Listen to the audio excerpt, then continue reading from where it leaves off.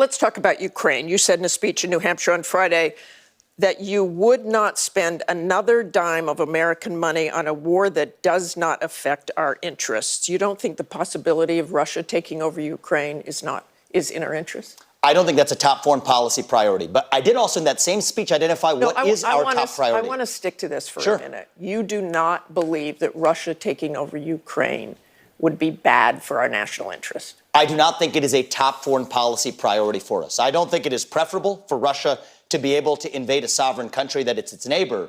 But I think the job of the U.S. president is to look after American interests. And what I think the number one threat to the U.S. military is right now, our top military threat, is the Sino-Russian alliance. I think that by fighting further in Russia, by further arming Ukraine, we are driving Russia into China's hands. And that Sino-Russian alliance is the top threat we faced. And what I've said is I would end this war in return for pulling Putin out of that treaty with China. How do you do this? No one tells Vladimir Putin what to do. That has not worked yet. And you said you would want to give him the Donbass.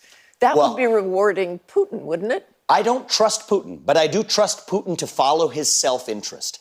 I don't think he enjoys being the little brother in the relationship with Xi Jinping.